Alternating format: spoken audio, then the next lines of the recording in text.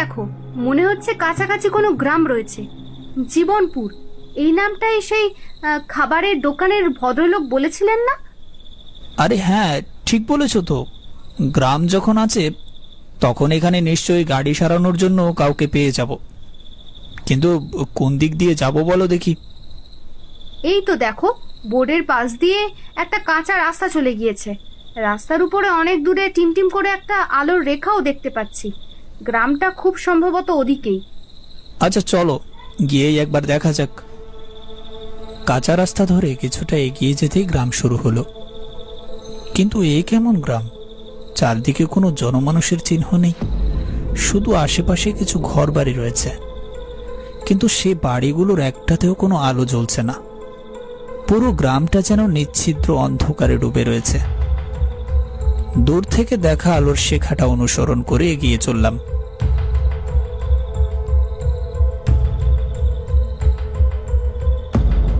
দেখলাম একটা বটগাছের নিচে কিছু মানুষ আলো আধারের ঘেরা টোপে বসে রয়েছে। তাদের মধ্য থেকে একজন কর্কশ কণ্ঠে ডাক দিল, কে বটে তোমরা? এই গায়ের বলে তো মনে হচ্ছে না। আগে না, ওই বড় রাস্তার পাশে আমাদের গাড়িটা খারাপ হয়ে গেছে। এই গ্রামে একজন আমাদের পরিচিত লোক আছে, তার থেকে কিছু সাহায্যের আশায় এখানে এসেছিলাম। কিন্তু ভদ্রলোকের নামটা ঠিক মনে পড়ছে না।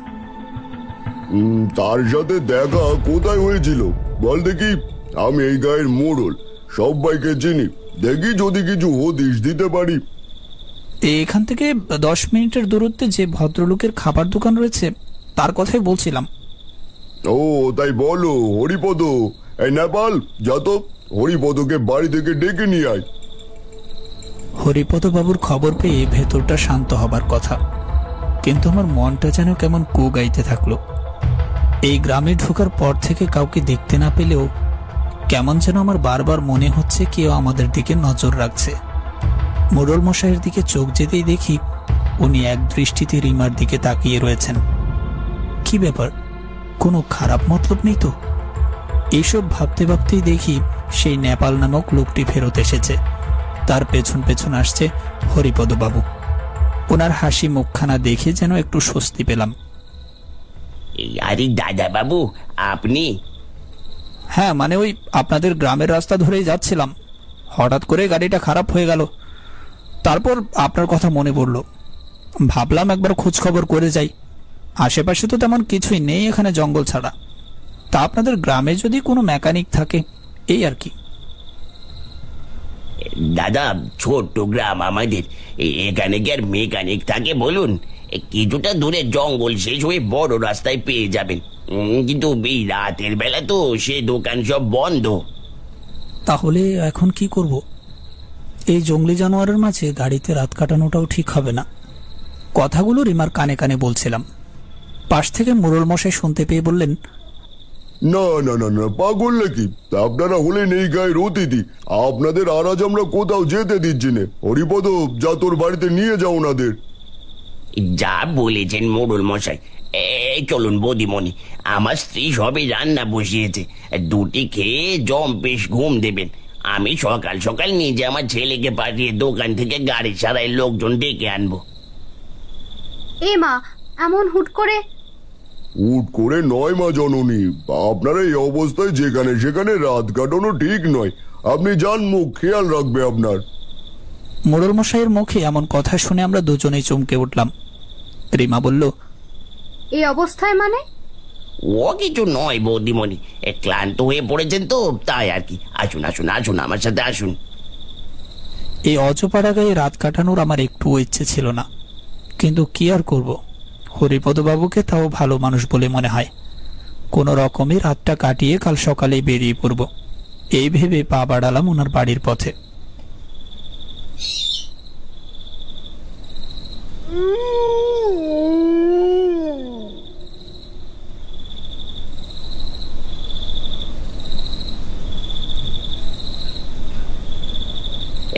আসুন, এই হলো আমার বাড়ি।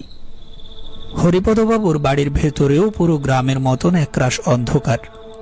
বললাম, আচ্ছা হরিপদ বাবু, একটা কথা জিজ্ঞেস করার ছিল। আপনার বাড়িতে কোনো আলো নেই? আর শুধু আপনার বাড়িতেই নয়, বেশ সব বাড়িতেই দেখতে পেলাম একটু আলো নেই। কি ব্যাপার বলুন তো?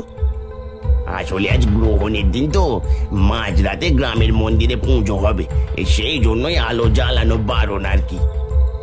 কথাটা শুনে মুখে কিছু না বললেও কেমন অদ্ভুত লাগলো।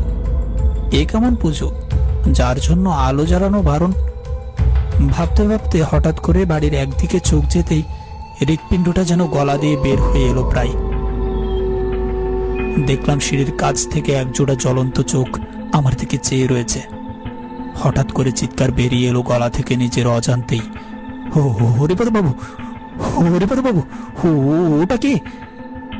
আরে ও আমার স্ত্রী। ওর ভূতের মতো আসছো কেন গো? একটা মোমবাতি জ্বালাও দেখি। মোমবাতির আলোয় দেখলাম এক শীর্ণকায় মহিলা হাতে দুটো খাবারের থালা নিয়ে এগিয়ে আসছে। উনি সামনে আসার পর আমি আর রিমা নমস্কার জানালাম। তিনি কোনো কথা না বলে শুধু আমাদের সামনে থালা দুটো রেখে দিয়ে চলে গেলেন। হরিপদবাবু বললেন, ভারী লাজুক, বাইরের লোকজনের সাথে অত বেশি কথা বলতে চায় না। যাই হোক, আপনারা পেট ভরে খেয়ে নিন, তারপর ওই ঘরটা গিয়ে আরাম করে ঘুমিয়ে পড়বেন। বেশ রাত হলো, আমিও যাই আর শুয়ে গিয়ে। কি গো, ঘুমোবে না? এরকম অচেনা জায়গায় কি আর ঘুম আসে? তার উপর গ্রামটা খুব অদ্ভুত, তোমার মনে হচ্ছে না? সে তো হচ্ছে, কিন্তু আর কি বা করতে পারি বলো তো? কোনো উপায় তো নেই। রাতটা কোনো রকমে কাটিয়ে দাও, মাত্র তো কয়েকটা ঘন্টা। রিমার কথা শুনে এসে বিছানায় শুতেই চোখ লেগে আসলো। সারাদিনে এতটা পথ গাড়ি চালিয়ে এসে দখল তো আর কম হয়নি। সব চিন্তা ভাবনা ছেড়ে কিছুক্ষণের জন্য তলিয়ে গেলাম ঘুমের রাজ্যে। ঘুমটা হঠাৎ করে ভেঙে যায় আশেপাশে কারো উল্লাসের শব্দে। গাঢ় অন্ধকারে কিছুই ঠাহর করবার মতো নয়, কিন্তু হাজার চেষ্টা করেও কিছুতেই হাত পা নড়াচড়া করতে পারছিলাম না।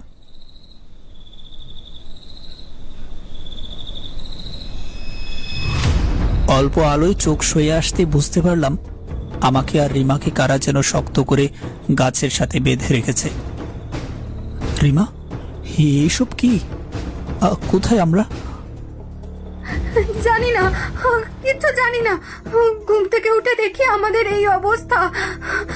বাঁচাও, বাঁচাও, কে কোথায় আছো? বাঁচাও! রিমার গলার শব্দ শুনে চারিদিকে একটা অমানসিক হাসির শব্দ উঠল। হঠাৎ দেখলাম গ্রামের মুরল আর বাকি লোকজন অন্ধকার ফুড়ে আমাদের সামনে উদয় হলো।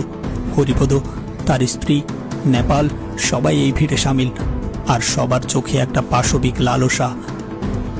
দেখুন, আমাদের দয়া করে ছেড়ে দিন। আমরা তো আপনাদের কোনো ক্ষতি করিনি। আমাদের কাছে তেমন টাকা পয়সাও নেই। যেতে দিন, আমাদের যা আছে সব নিয়ে নিন, কিন্তু ছেড়ে দিন। রিমার কথাগুলো শুনে সবাই হেসে ওঠে। হঠাৎ দেখি তাদের মুখ আর শরীর থেকে রক্ত মাংস গলে গলে পড়ছে। ধীরে ধীরে আলো আধারিত মানুষগুলো নিমিষের মধ্যে কঙ্কালে পরিণত হলো। এদিকে আমরা এতটাই ভয় পেয়ে গিয়েছি যে চিৎকার করতে চাইলেও গলা দিয়ে কোনো আওয়াজ বের হচ্ছে না। ছেড়ে দেব? শোনো দেখি জেলের কথা। আজ কতদিন পর পোয়াতিমের তাজা মাংস খেতে পারবো, আর তুই বলছিস ছেড়ে দেব? পোয়াতি? না না, আপনার কোথাও ভুল হচ্ছে। ওটি আমাদের হয়নি গো বৌদিমণি। সেই যখন দোকানে তোমার মাথা ঘুরলো তখনই বুঝেছিল। আমার খদ্দেররাও সবাই সেই থেকে তোমাদের পথ চেয়ে আছে। হরিপদ, এত বক বক করিস না তো, বড্ড খিদে পেয়েছে। কই গো, শুরু করা যাক তবে। একটা কঙ্কাল আমাদের দিকে ধীরে ধীরে হাত বাড়াতে থাকলো। এমন সময় সেই অশরীরগুলোর উপর কে যেন ছিটিয়ে দিল একরাশ বালি। আর্তনাদ করতে করতে তারা যেন ঘুরিয়ে গিয়ে হাওয়ায় মিলিয়ে গেল। একটা মশাল নিয়ে এক ছায়া মূর্তি এগিয়ে এলো আমাদের দিকে। আমরা দুজনে চমকে উঠলাম। এ তো সেই রাস্তার পাগল লোকটা। বললাম, আপনি আপনি এখানে? আমি পাশের গ্রামে থাকি, পেশায় আমি ওঝা। আপনারা এই রাস্তায় আগে আসেননি বুঝি? আপনাদের ভাগ্য ভালো যে আমার সাথে দেখা হয়েছিল। এই গ্রামে আজ থেকে 20 বছর আগে দুর্ভিক্ষ দেখা দেয়। পুরো গ্রামে সবাই না খেতে পেয়ে খুব দুর্ভাগ্যজনকভাবে মারা যায়। সেই তবে থেকে তাদের অতৃপ্ত আত্মারা এই জীবনপুর গ্রামের আধারে বাসা বেঁধে থাকে নতুন খাবারের অপেক্ষায়। যাই হোক, সকাল প্রায় হয়ে এলো। চলুন দেখি আপনাদের মেকানিকের দোকানে নিয়ে যাওয়ার জন্য একটা ভ্যান জোগাড় হয় কিনা। আমরা দুজনই হেঁটে চললাম লোকটির পিছু পিছু। রাতের শেষ প্রহর, চারপাশে একটা শীতল হাওয়া। ক্লান্ত শরীরে হেঁটে চলেছি আমরা তিনজন। এখনো রাতের ভয়াবহতার ছাপ চেহারায় স্পষ্ট।